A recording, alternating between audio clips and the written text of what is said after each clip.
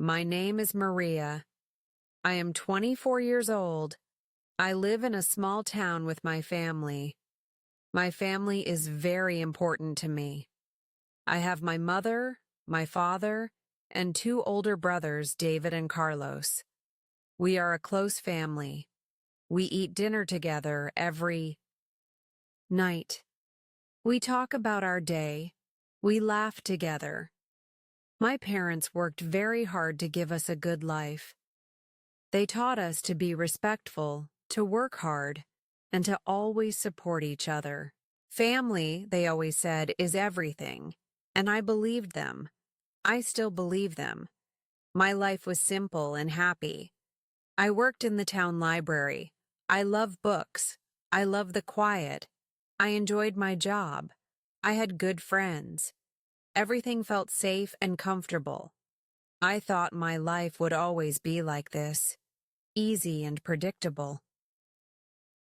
Then, one summer, I met Leo. Leo was not from our town. He came to work on a building project nearby. He was a carpenter. He had strong hands and a kind smile. His eyes were brown, like warm earth, and they always looked at me with such gentleness. We met at the small bakery in town. I was buying bread for my mother. He was buying a sweet roll for his lunch. We reached for the last sweet roll at the same time. Our hands touched for just a moment. I felt a little shock, like a tiny spark of electricity. I pulled my hand back quickly. My face felt warm. "Oh, I'm sorry," I said. He smiled. That kind smile. "No, please, you take it," he said. His voice was deep and calm. "No, it's okay," I said. "You saw it first?" We stood there for a moment, both a little shy. Then the baker, Mrs. Rosa, laughed.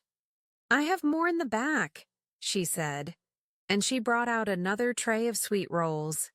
We both smiled. After that, I saw Leo often. He would come into the library sometimes after work. He said he liked the quiet. He would just sit and read a newspaper or sometimes a simple book. He told me he didn't go to school for very long. He started working young to help his family, but he liked to learn new things. We started talking, small talks at first, about the weather, about the books he was trying to read. He was shy too, but with me, he seemed to open up a little.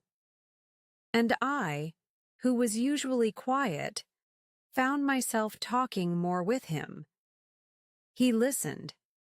He really listened to what I said. He made me feel like my words were important. Soon, small talks became longer talks.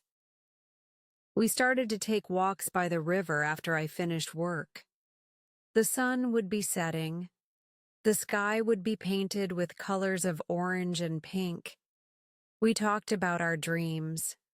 My dream was simple, to have a happy family, like the one I grew up in. Leo's dream was to build his own small house one day, with his own hands. He wanted a small garden too. I found myself thinking about Leo all the time. When I woke up, he was my first thought. When I went to sleep, he was my last. My heart felt light when I was with him. He made me laugh. He was kind. He was honest. He worked hard. I started to fall in love with him. And I knew from the way he looked at me, from the way he held my hand so gently when we walked, that he was falling in love with me too. My family did not know about Leo yet. I was nervous to tell them. Leo was different. He was not from our town. He did not have a fancy job. My brothers both went to college. David was an engineer. Carlos was a teacher. My parents were very proud of them. They always wanted the best. For me, I was their only daughter, their little Maria. I knew they had expectations. I worried about what they would think of Leo. One Sunday, I decided it was time. I told my mother first. "Mama," I said, my voice a little shaky, "there is someone I would like you to meet. His name is Leo. He is very kind." My mother looked at me. She smiled, but her eyes were a little worried. "Leo?" she asked. "Where is he from, Maria?" I told her about him, about his work, about how we met. She listened quietly. "A carpenter?" she said, her voice soft. "Well, as long as he is a good man, Maria, as long as he treats you well." I felt a little relief. "Oh, he does, Mama. He is wonderful." So the next Sunday, Leo came to our house for dinner. I was so nervous. I helped my mother cook all morning. I wanted everything to be perfect. Leo arrived. He brought flowers for my mother. He shook my father's hand firmly. He smiled at my brothers. He was polite. He was respectful. But I could see he was nervous. Dinner was quiet. Too quiet. My father asked Leo many questions about his family, about his work, about his plans for the future. Leo answered honestly. He did not try to pretend he was something he was not. My brothers, David and Carlos, did not say much. They just watched Leo. Their faces were hard to read. I kept looking at Leo, then at my family. My heart was beating so fast. I hoped they would see what I saw in him, his goodness, his kind heart. After dinner, Leo helped me clear the table. My mother smiled a little at that, but my father and brothers still looked serious. When Leo left, my father said, "Maria, we need to talk." We all sat in the living room. The air felt heavy. "He seems like a simple man," my father said. He did not say it unkindly, but he did not say it with approval either. "He is a hard worker, Papa," I said quickly. "He is honest. He is kind." David, my older brother, spoke then. "Maria, he is a carpenter. What kind of future can he give you? He has no education. He has no savings, I bet." "He dreams of building his own house," I said, my voice small. "He is saving money for it." Carlos, my other brother, shook his head. "Dreams are nice, Maria, but life is hard. You need someone stable, someone who can provide for you properly. Like us, like your father." "He is stable," I said. "He works every day. He is responsible." My mother looked at me with sad eyes. "Maria, darling," she said softly, "we only want what is best for you. We want you to be happy. We want you to have an easy life, not a life of struggle." "I am happy with Leo," I said. Tears started to form in my eyes. "He makes me happy. Money is not everything." "No, money is not everything," my father said, his voice firm. "But it is important. Respect is important too. What will people in town say? Our daughter With a laborer from out of town? His words hurt me. Papa, that is not fair. Leo is a good man. He is respectful. He respects me. He respects our family. The discussion went on for a long time. They did not shout, but their words were heavy. They did not see Leo the way I saw him. They saw his job. They saw his lack of education. They saw that he was not from our town, not one of us. I went to bed that night with a heavy heart. I cried into my pillow. Why couldn't they see him? Why couldn't they understand? The next few weeks were difficult. I continued to see Leo, but I did it secretly. I felt guilty. I was lying to my family. But I could not stop seeing Leo. My love for him was too strong. My family knew. Of course they knew. In a small town, secrets are hard to keep. They became more distant with me. Dinners were quiet and tense. My mother would look at me with sad eyes. My father's face was always serious. My brothers barely spoke to me. One evening, my father called me into the living room again. My mother and brothers were there too. Their faces were grim. I knew this was serious. "Maria," my father started. His voice was low and heavy. "This cannot continue. You are hurting this family. You are disrespecting us." "Papa, I am not disrespecting you," I cried. "I love Leo. He is a good person. Why can't you accept him?" "He is not good enough for you, Maria," David said, his voice louder than usual. "He will drag you down. We have worked hard to build our family's reputation. We want you to marry someone who will lift you up, not someone who will make you struggle. We have found someone for you, Maria," Carlos added. "A good young man from a good family in town. His father is a doctor. He is educated. He can give you a wonderful life." I stared at them. My heart felt like it was breaking into a million pieces. "You found someone for me? Without asking me?" "I don't want someone else. I want Leo." My father stood up. His face was hard. "Maria, you are our daughter. We love you, but you are being foolish. You are blinded by this infatuation."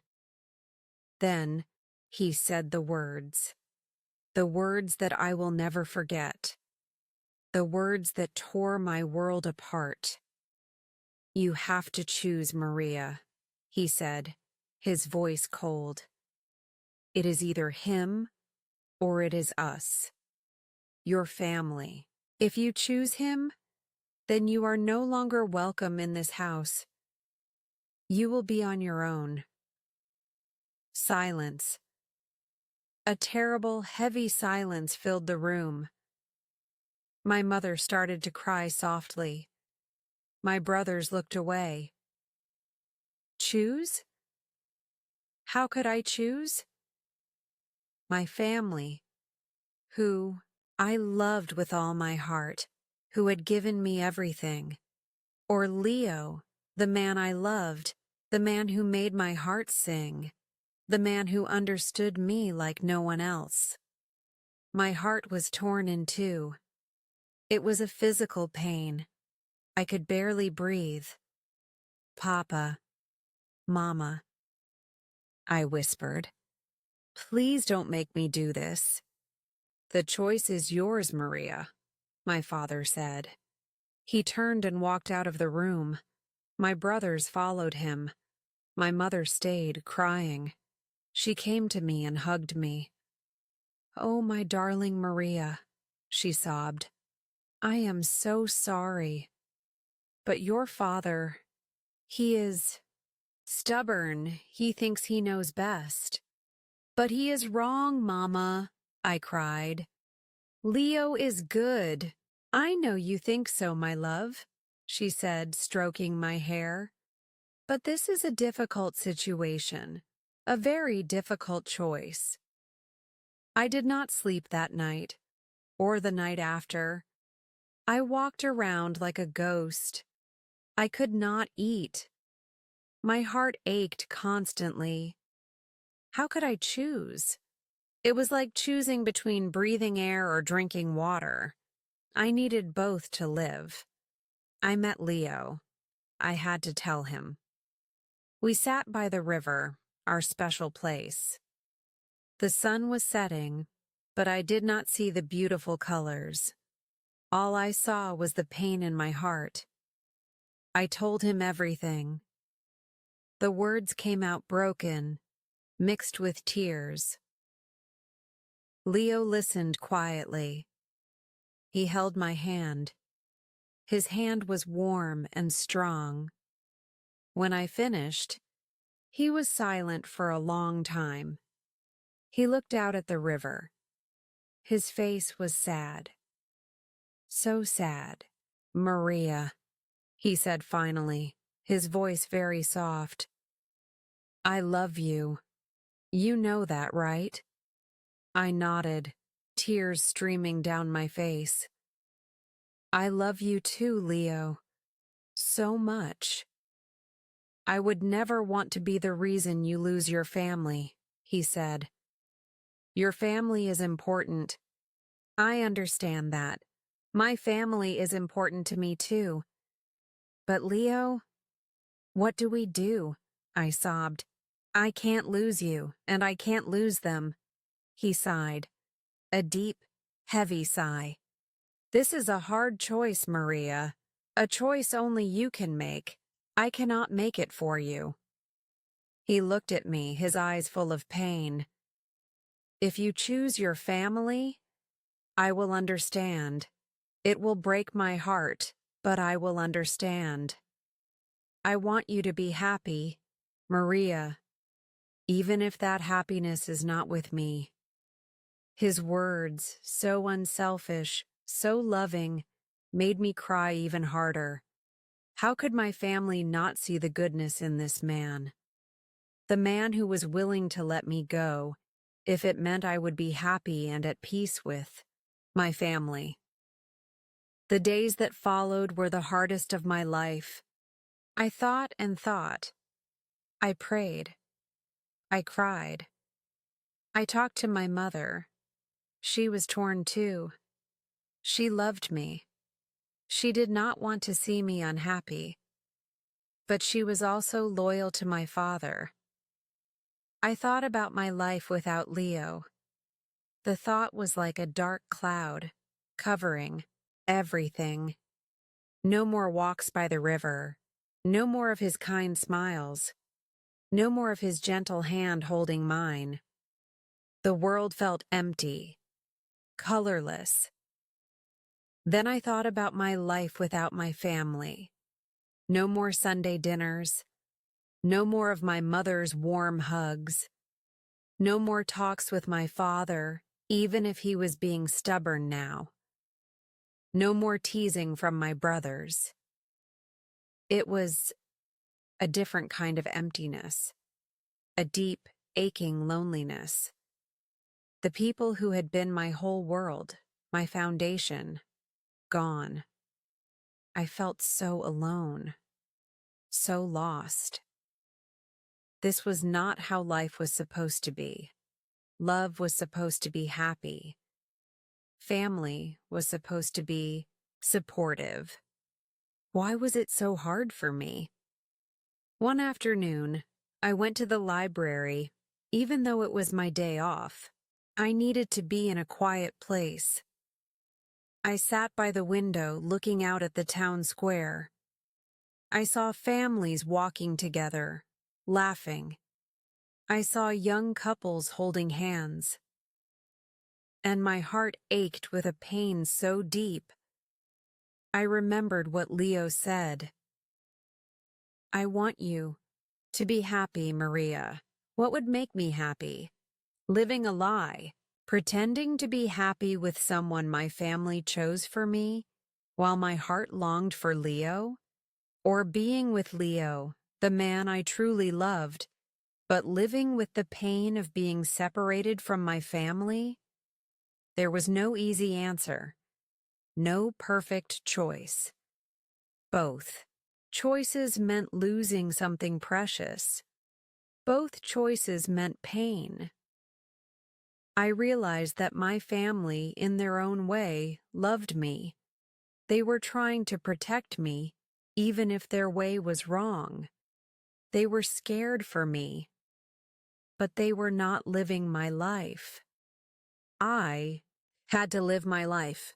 I had to choose what was right for my heart, for my future. It was the hardest decision I ever had to make. It felt like I was standing on the edge of a cliff, and I had to jump. But which way to jump? After many sleepless nights, after many tears, I knew what I had to do. It was not a decision I made lightly. It was a decision that came from the deepest part of my soul. I went to my father.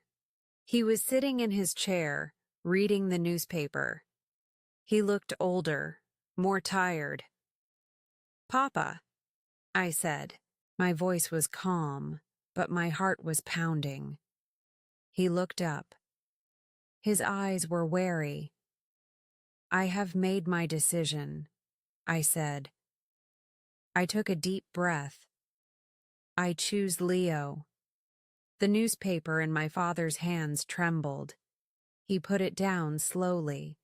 His face was a mixture of anger and deep sadness. "Maria," he started. "Papa, please listen," I said. "I love Leo. He is a good man. He makes me happy. He is kind, he is honest, and he works hard. He respects me. I know you don't see it now. I know you are worried for me. But I have to follow my heart. I have to live my own life." I continued, "I love this family more than words can say. You are my blood. You are my everything. And it breaks my heart. It tears me apart to think that I might lose you. But I cannot live a life that is not true to myself. I cannot marry someone I do not love just to please you. That would not be fair to him, and it would not be fair to me. It would make me unhappy. And an unhappy daughter cannot make her family truly happy either." My father was silent. His jaw was tight. My mother came into the room. She had heard my words. Tears were streaming down her face. "Maria, my child," she whispered. "If this is your final decision," my father said, his voice hoarse with emotion, "then you know what it means." I nodded, fresh tears welling in my own eyes. "I know, Papa, and it hurts. It hurts so much. But I hope one day you will understand. I hope one day you will see that Leo is a good man and that I am happy." I looked at my mother. "Mama, I love you." She rushed to me and hugged me tightly. "I love you too, my darling. Always." I hugged my brothers. They looked sad, confused. They did not say anything. Then I packed a small bag. It was the hardest thing I had ever done. Leaving my home. Leaving the family I loved. My heart felt like it was being ripped out of my chest. Leo was waiting for me. I had told him my decision. He looked at me, his eyes full of love and sadness. He knew what this cost me. He held me close as I cried. "We will make this work, Maria," he whispered. "I promise. I will love you. I will take care of you. And maybe one day, your family will come around." We left my town. We moved to a new place, a small town a few hours away. Leo found work. I found a job in another small library. We rented a tiny apartment. It was not much, but it was ours. Life was not easy. We did not have much money. I missed my family terribly. There were many nights I cried myself to sleep, missing my mother's hugs, my father's advice, my brother's teasing. I wrote them letters, but I never received a reply. My heart ached with that silence. But I had Leo. He was my rock. He worked so hard. He was always kind, always loving. He understood my sadness about my family. He never made me feel bad about missing them. He would just hold me and tell me he loved me. Slowly, we built our life together. We saved money. Leo started, building our small house just like he dreamed. He built it with his own hands, every piece of wood, every nail. I helped him. We planted a small garden.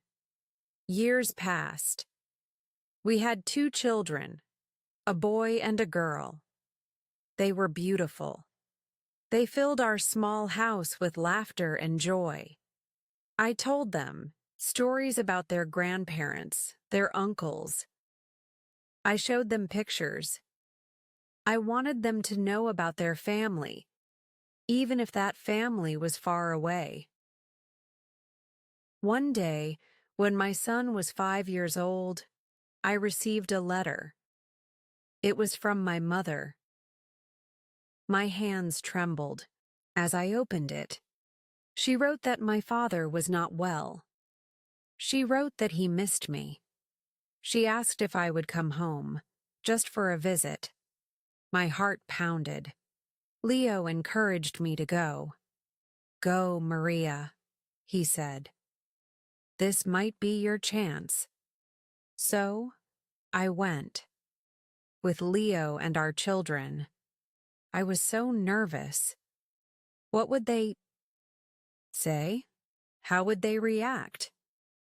When we arrived at my old home, my mother was waiting at the door. She hugged me so tightly we both cried. My brothers were there. They looked older. They smiled at me a little shyly. My father was sitting in his chair. He looked frail. He saw me, and his eyes filled with tears.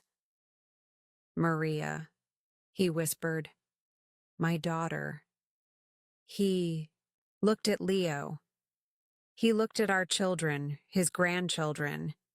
He did not say anything for a long moment. Then he slowly held out his hand to Leo. Leo took it. "Welcome home," my father said, his voice weak. That day, a small bridge was built over the river of pain that had separated us. It was not easy. There were still unspoken hurts. But there was also love. The love of family, which is so strong, so deep. My father never said he was wrong. But he accepted Leo.